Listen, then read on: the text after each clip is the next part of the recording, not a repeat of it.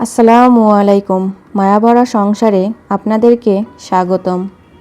গত ভিডিওতে আপনারা আমাদের সাথে ড্রিম ওয়ার্ল্ড পার্কের কিছুটা অংশ ঘুরে দেখেছিলেন। সব সুন্দর মুহূর্ত এক ভিডিওতে তুলে ধরা সম্ভব হয় না। আরও রয়ে গিয়েছিল না বলা কিছু গল্প আর সুন্দর সুন্দর মজার কিছু স্মৃতি।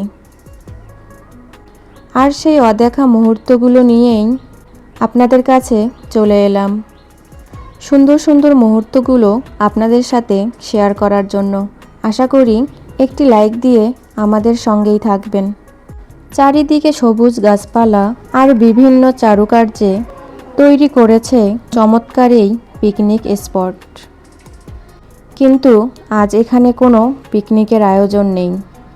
যেহেতু ঈদের ছুটি, সবাই নিজ নিজ নিজেদের আপনজনদের সাথে সময় কাটাতে ব্যস্ত, তাই পিকনিক স্পটটি কিছুটা হলেও শান্ত।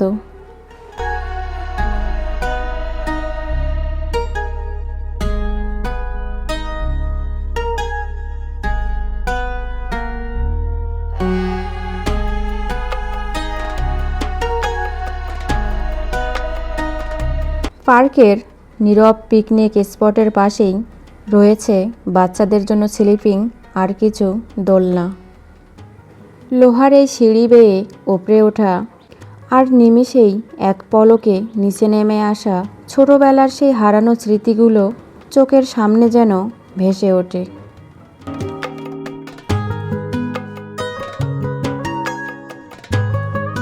সজীবের আব্বু সেও যেন আজ দোলনায় বসে ফিরে গেছে তার সেই হারিয়ে যাওয়া দুরন্ত শৈশবে। দোলনা থেকে সে যেন নামতেই চাচ্ছিল না, কিন্তু দুর্ভাগ্যর বিষয় দোল খাওয়ার ভিডিওটা আমার ডিলিট হয়ে গেছে, আপনাদের সাথে শেয়ার করতে পারলাম না। শেষ মুহূর্তে সজীবকে নিয়ে কিছুক্ষণ দোলনায় ছিল, সেই ভিডিওটি আপনাদের সাথে শেয়ার করলাম।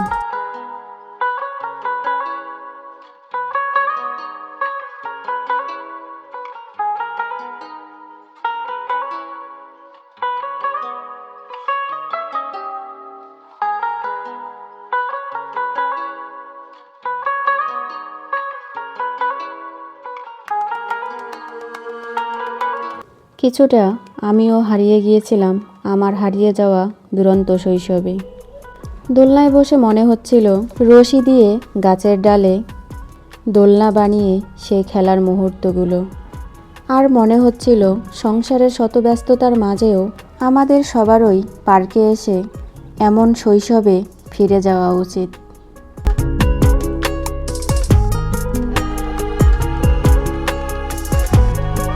কিছুটা শৈশবে হারিয়ে যাওয়ার পর রওনা দিলাম পার্কের ভিতরের দিকে।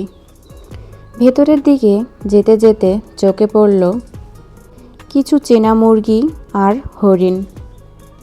দুই ছেলে আগেই ছুটে গিয়েছে তার আব্বুর সাথে, আমি পিছে পিছে চলে গেলাম। চীনা মুরগিগুলো দেখতে অন্যরকমই লাগতেছিল আমার কাছে, যেহেতু প্রথমবার দেখলাম। সেখানে খাবার দেওয়া ছিল, সেগুলোই খাচ্ছিল।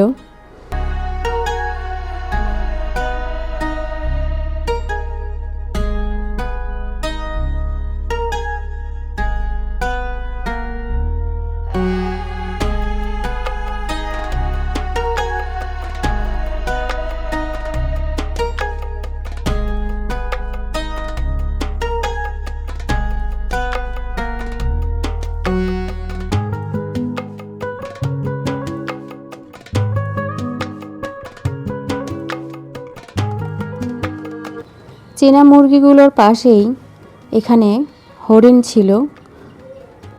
তো হরিণগুলো ভেতরের যে রুমটা দেখা যাচ্ছে সেই রুমে ছিল।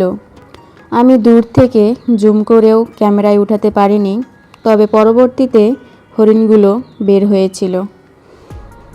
সেখানে দুইটা বড় হরিণ আর একটা ছোট হরিণ ছিল, সম্ভবত মা বাবা আর তাদের ছোট্ট সন্তান। তাদেরকে দেখে বেশ ভালোই লাগতেছিল, বাচ্চারাও অনেক আনন্দ করতেছিল। জীবন মানে তো শত দুঃখ কষ্টের মাঝেও ছোট ছোট আনন্দগুলোকে নিয়েই বেঁচে থাকা। এই ছোট ছোট মুহূর্তগুলো যদি আপনাদেরও একটু ভালো লেগে থাকে তবেই আমার সার্থকতা। ভিডিওটি কেমন লাগলো জানাতে ভুলবেন না। ভুল ত্রুটিগুলো অবশ্যই ক্ষমার দৃষ্টিতে দেখবেন। পরবর্তী ভিডিও দেখার আমন্ত্রণ জানিয়ে আমি বিদায় নিচ্ছি। আল্লাহ হাফেজ।